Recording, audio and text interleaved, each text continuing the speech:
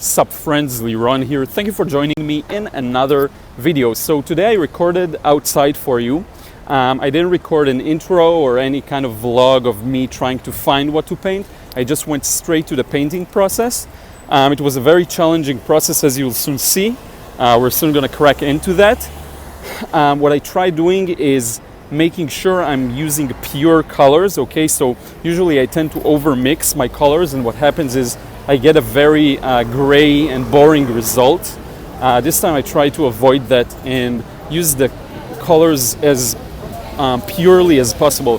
So I was putting in the blues, the yellows, the reds as they are for the most part. And I think what this led to is, first, I think a result that I like better, but also to many mistakes, because I tried something new. It was outside my comfort zone a bit, and it led to some mistakes that I don't usually maybe get. But I think there's a lot of value in seeing the painting, and I really like the way it turned out in terms of the color harmony. So anyway, I really hope you'll enjoy this one. Let's get started. So I just wanted to show you a bit of the location first. So this is a side street of the boulevard, the Rothschild Boulevard, and this is a quieter street, but there is still a lot of movement on the main boulevard. And I just found this street to be nice looking and graceful and even colorful, though you can't see all the color variation in the reference picture because some of the colors are flattened, and this is exactly what we talked about in the tutorial a while ago on using pure colors. So now I'm going to show you the application of that, and later on I'll show you also better, I guess, pictures of the reference, or maybe even a video.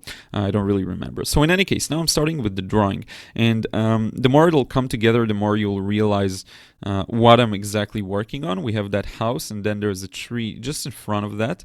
Then there's a bit of balcony. There's this sharp-edged tree at the top and a building behind it. Specifically here, the composition I think could have been executed a little better. I think I should have lowered the angle of us as a viewer, the point of view, have it at a lower, meaning just dropping the horizon line a little lower. I think it would have led to a better result. But in any case, it doesn't really matter this much. So now I'm slowly building the balcony, using the perspective. I think I'll publish another video on perspective. I'm going to write down a note for myself. Maybe it's time for another one, a little more advanced perhaps. So now I'm putting in the cars. And the drawing turned out really nicely, but the painting part with the cars, as you'll see later on, I'm not that pleased with. But in any case, the way they fit in the perspective is okay. I think I did a good job at that. Maybe the composition could have been a little more interesting once again. But in any case, this is sometimes what happens when you're trying out something new. With this one, I really tried something different to preserve the purity of the colors. And just as a side note, this is a drawing process, painting process that I did a few weeks ago. So now you see me do that a lot. But take into consideration that this was one of the paintings that sparked this. So it was one of the first ones I really tried to do that with. And so naturally it was challenging, and I messed up some things that I don't usually mess up.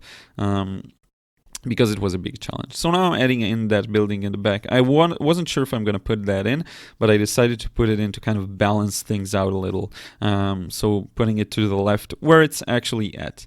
It's funny, when you look at the reference, it looks like it's really zoomed in, but that's how it works. When you're out there in real life, things look much bigger, and you can just choose your crop and your scene. So here I go, starting with a wash for the sky, and I'm using a pure phthalo blue, I believe. Kind of like, I don't really remember this particular color. It could be azure, but it's just a cool blue. I wouldn't get too caught up in the specifics. It doesn't really matter.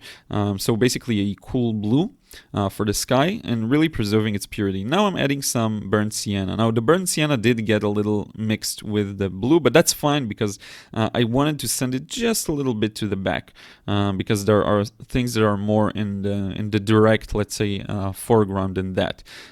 So I was kind of okay with that. Now there's the tree that's obstructing that building, which I'll probably put wet in wet. So I'm mixing some lemon yellow there together with I believe it was May green, or perhaps I don't really remember the specific colors. I think it was just the lemon yellow together with the blue of the sky.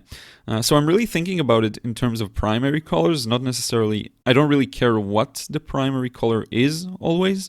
So I know that I mixed my yellow with my blue, and that's all I really care about in some sense. So anyway, working my way around that sign because I'm going to add it in later on. I don't think I did too good of a job with the negative painting here, unfortunately. You'll see later on, I think I left some weird highlights. So there at the bottom, I left some hints of tree trunks. By the way, sorry about the angle. This was the only way I could record this. So anyway, now moving on to the rooftop that's a bit more in the foreground. So if you look at the reference, it's kind of a gray, red, pink. But here I really made it much more vibrant. And when you're there, it is already more vibrant. But I also exaggerated it a bit, pushed it a bit, because I wanted to preserve some purity, as I mentioned. And now I'm putting in that tree, wet and wet into the roof. And merging it completely with the wall of the building, okay? I just want to get an even result. I took a little Snapchat, I think, or something for the Instagram story there. But in any case, and I'm just moving along, trying to make sure I don't go over any highlights or things that I need to preserve, but generally speaking, covering pretty much everything. Putting back some more green into the tree because it wasn't well defined enough. I think looking back on this process, the initial wash was really good, but the next washes were a little aggressive. And I think this is where I kind of messed up with this one. It's not a complete failure, definitely not. And I don't think there is something such as a complete failure. It's just something that started really well, but didn't get to look like my vision. So I guess that's why I can feel a little more disappointed than maybe the viewer that sees it. Actually, a lot of people stopped by and really loved it. They were kind of awestruck, which surprised me a lot. But anyway, so now I'm going in with the cars. Now, I think here I made a mistake. I went in too dark and left some highlights. I should have probably just kept it at the same level as the buildings. Not too dark, I guess. And maybe not as mixed, because I planned for them to be black for the cars in any case. And I messed up the highlight on that second car. So when you get to these complex objects, it's really useful to squint, to take a few steps back and to try and read the overall feeling of the object. And that way you can create a good abstraction of it, which was really hard for me here. So anyway, the road is kind of a mix of burnt sienna and a bit of the blue, neutralizing each other. That's fine because I wanted some things to preserve the purity and some things to balance it out. So the building, the trees, they're all very pure, but the rest doesn't have to be as pure. So anyway, yeah. Now I'm kind of done with the first wash. So this is a mistake I recognized only recently. I put the red for the headlight, for the taillights, and that red should be so much lighter and its surroundings should be darker, and that way it'll make it pop. This is something I really only noticed recently. So you can see how many cyclists and people are just walking by. This is a boulevard with a bike lane, as you can see there. So just a lot of people walking their dogs, riding with their dogs. So it's just funny. I had to be really focused. I think I was really focused, by the way. I'm going to soon have some real-time explanation of what I'm doing. And I really was in the moment, so I didn't talk a lot. I just painted ahead. So in any case, now I'm putting the tree with the second wash still wet and wet, and the reason is I still want to push it to the back. Okay, so that hasn't changed, but the way to discern it from the building is that it's really ever so slightly darker and it has a tip that rises above the building. Now I'm negative painting around that roof at the foreground. And I think this is also something I could have done better. The roof at the foreground, I darken it a little more later on because it's actually quite dark. It's darker than the building in the background. And I just think I should have sketched maybe a better preparatory sketch that isn't the final work. In that way, I could have perhaps had a better idea of the values and how they work in this particular scene before getting to work on it, which is something I do a lot, but with this one I didn't. So it just goes to show you how a little preparation can go a long way. So learn from my mistake and try and do that. So again, going around that sign, and the way I went around it isn't too shabby, but the way I put it later on is a bit, could have used some work. Now notice in the reference that it's very dark, the scene as you go inside there, it's very dark, and I don't think I was able to achieve that same darkness.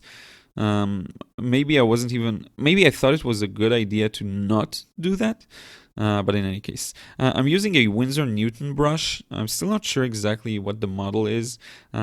I don't really like it. It's natural hair, and I think I won't use it too much. It's too soft for me, and I find that I prefer brushes that do have some spring. So I'm actually considering getting some more silver black velvet ones, which were the best I tried so far.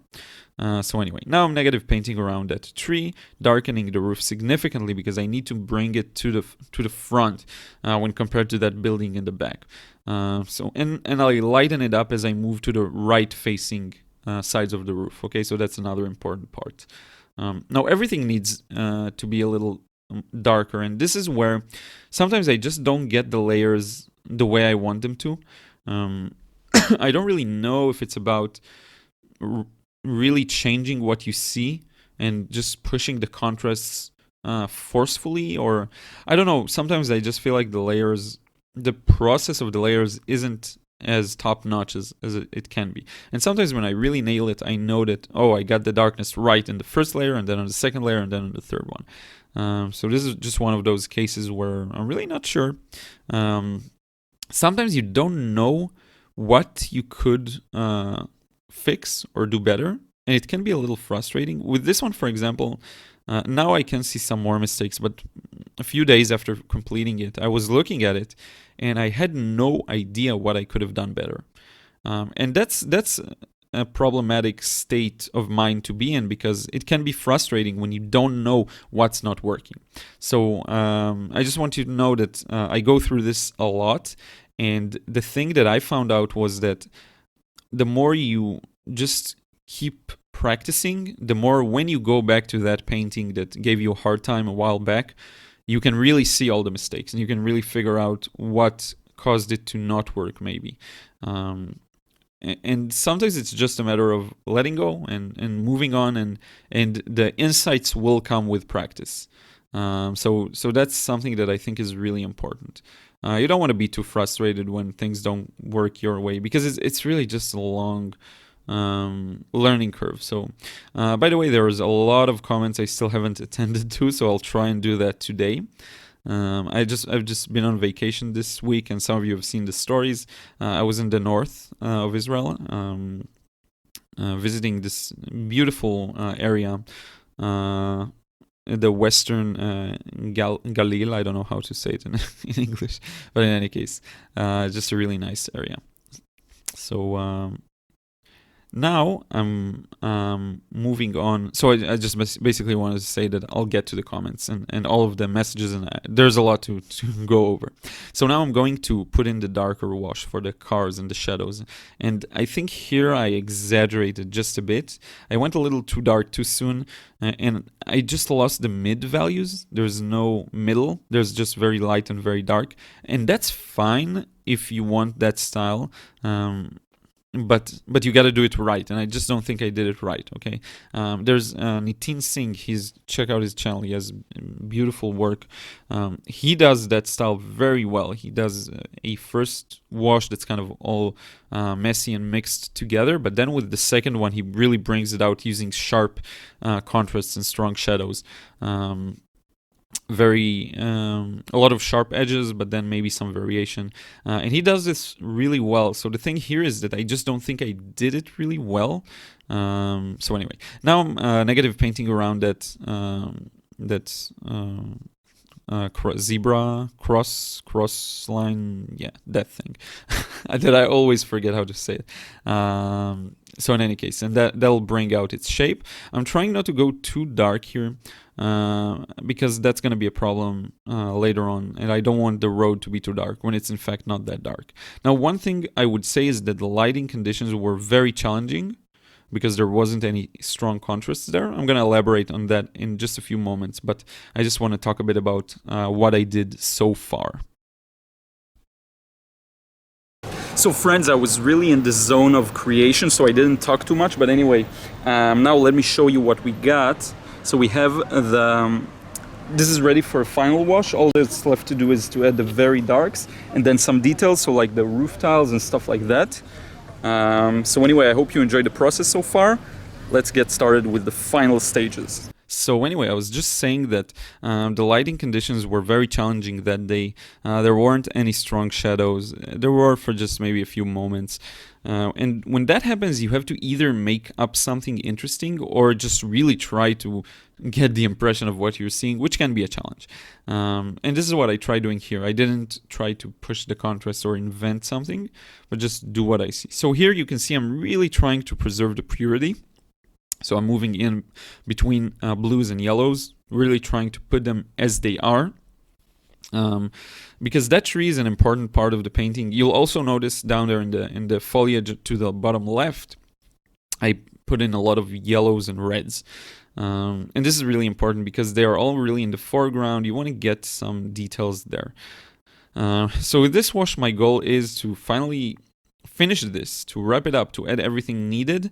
I may need to go back with another one and make things a little darker.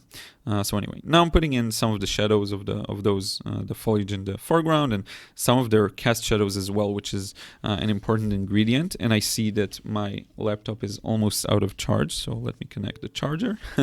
Yep, it was like 6%.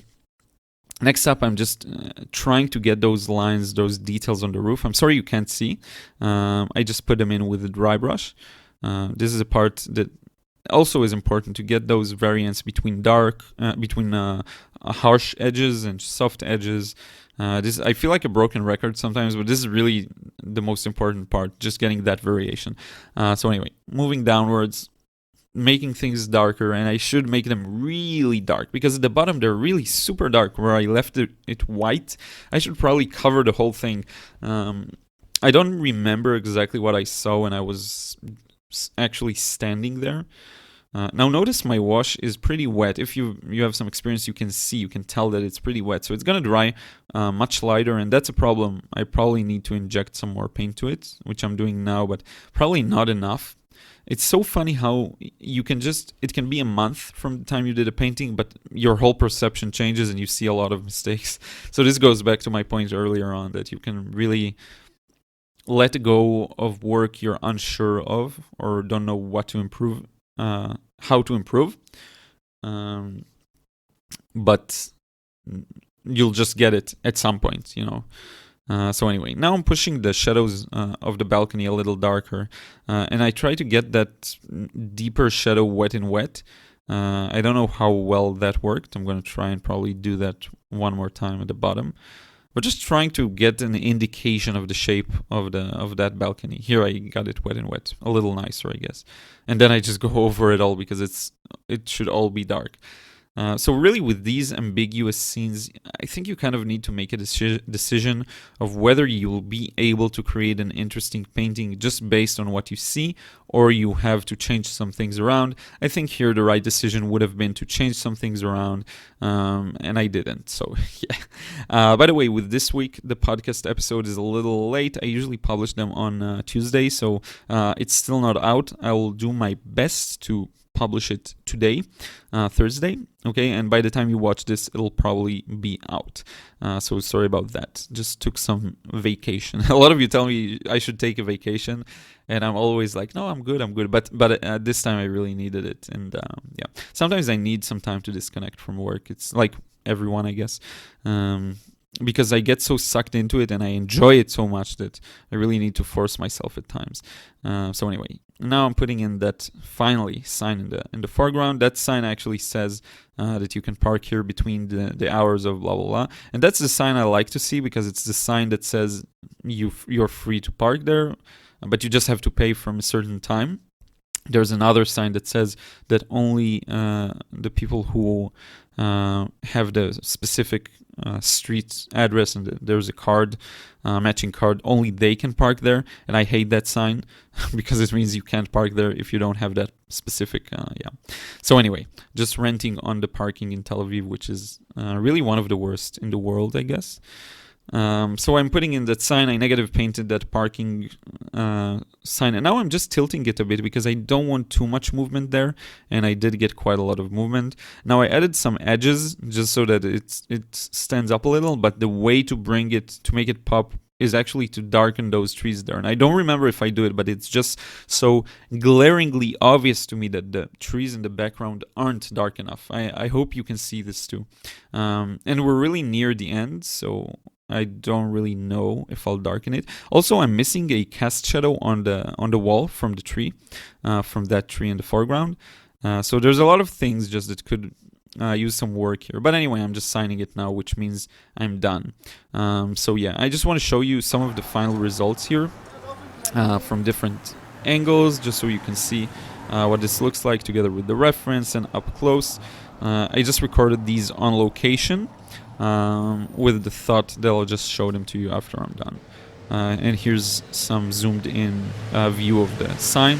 So you see the trees in the background should be much darker. That's the most important change I think I would have incorporated here. And really showing you up close. I really hope you enjoyed this process, and this is the final result. Let's wrap it up. So friends, I'm pretty much done here. This was a very challenging scene. I wasn't sure what I want to focus on or what I want to be just the center of attention. There were many elements. I'm really pleased with how it turned out, especially my ability to separate different colors and use them more purely, which is something I really want to work on, because I tend to overmix all the time and create very gray, neutral paintings, and I wanted to embrace more of the colorful style, and this is a great example of me doing it at the expense of maybe leaving my comfort zone and producing and making some errors along the way, okay? But it was important for me to work on those specific skills. I really hope you enjoyed this process. Don't forget to subscribe here on YouTube if you still haven't. Follow me on Snapchat and Instagram, and I will see you again in another video real soon.